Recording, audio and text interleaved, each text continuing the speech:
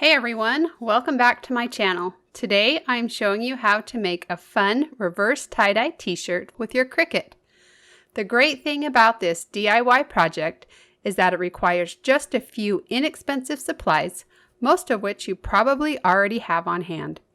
These shirts look great on their own, or you can add any design you want. Since school is almost out, I decided to make a fun shirt for the last day.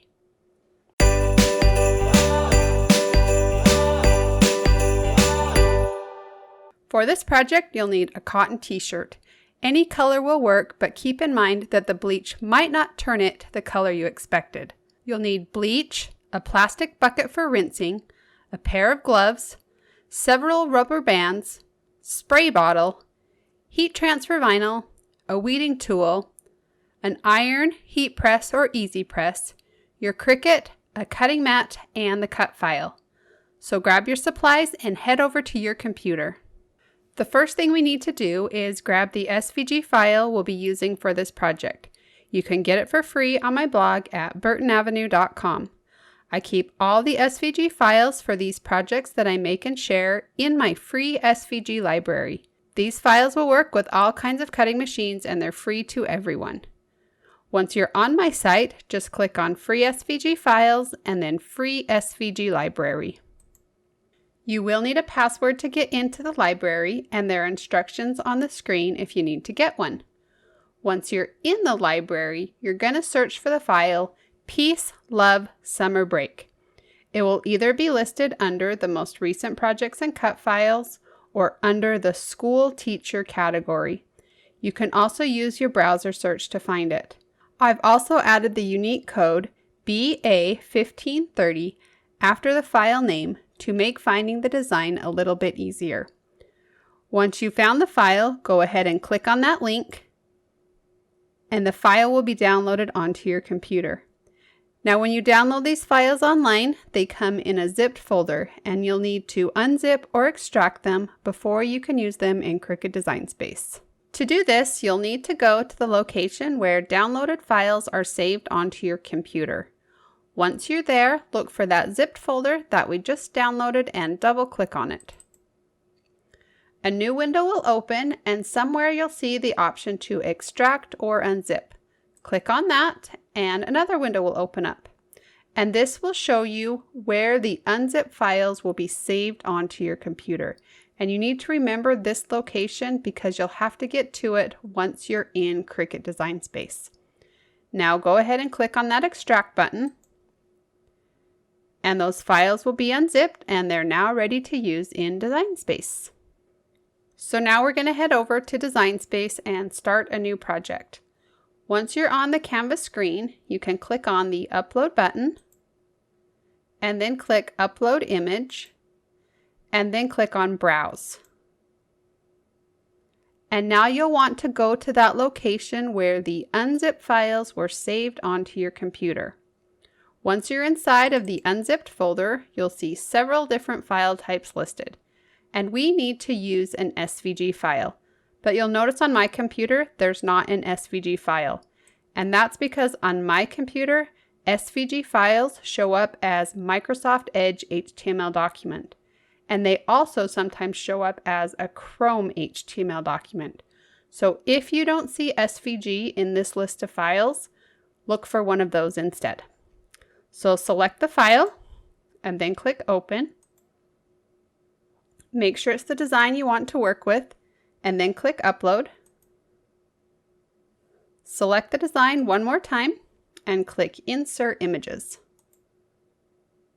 And now the design will appear on your Canvas screen. So the first thing that we need to do is resize this design so that it will fit on the t-shirt. And I'm using a girl's t-shirt that's a size 7 to 8. And so I'm going to make my width 7 inches across and I'll leave the height proportional. And the size that you make your design is obviously going to depend on the size of t-shirt that you're using. So make sure to adjust accordingly. And the only other thing we need to do on this Canvas screen is right click and choose Attach. And that will just lock all of these different pieces of the design into the same order that we see it on our screen. So now that everything is done, you can click on the green Make It button. And this screen will just show us what our design is going to look like on the cutting mat. And since we're going to be cutting this design out of heat transfer vinyl, we need to click on this little mirror slider. And that will reverse the design so it will work with our heat transfer vinyl. Now I'm going to be cutting mine out of white vinyl because I'm using a kind of darkish colored shirt.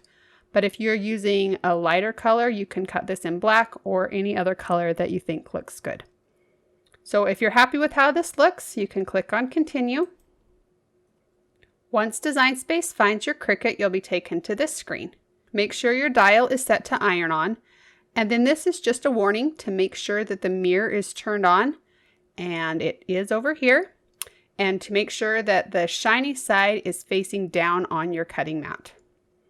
So now we can go over and load our vinyl onto the cutting mat. So place a piece of heat transfer vinyl on your cutting mat with the shiny side down. You'll want to cut the back side of the vinyl, not the clear carrier sheet. Load the cutting mat into your Cricut by pressing the up and down arrow button. When your machine is ready to cut, you'll see the C button light up. Press that and the machine will begin cutting. Once everything is finished cutting, you can press the up and down arrow button again to unload your mat. Remove the vinyl from your mat and trim off the extra vinyl from around your design. You can save your bigger scraps to use on later projects. Remove the excess vinyl from around your design, including any inside pieces. You can use a weeding tool to help you remove this excess vinyl. Start in the corner and use the tool to separate the vinyl from the clear carrier sheet. Keep pulling up on the vinyl until you remove all the excess from around your design. Use the weeding tool to remove the vinyl from inside of those letters. Once you've removed all the excess vinyl, you can flip over your design to see what it will look like. Now that our vinyl is ready to go, let's go work on the t-shirt. For this project, I wanted a swirly tie-dye spiral look. To get this look, lay your shirt flat. Then pinch a small amount of fabric in the center of your shirt and twist it around until all the fabric is in a tight spiral. Try to keep the shirt as flat as possible so the bleach can reach each part of the shirt. Secure it in place with 3 to 4 rubber bands. Crisscross the rubber bands across the middle point so that it creates 6 to 8 wedge shapes. Create a protected surface for your reverse tie-dye. You can set a rack on top of a tray or you can bleach on the grass. It's best to do this outside, but if you can't, make sure you're in a well-ventilated area.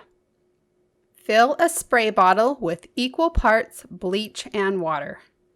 Then spray the bleach solution onto the exposed fabric of your t-shirt. The more you spray, the lighter those exposed areas will get. After you apply the bleach, you'll need to let it sit for a while, somewhere between 5 and 20 minutes.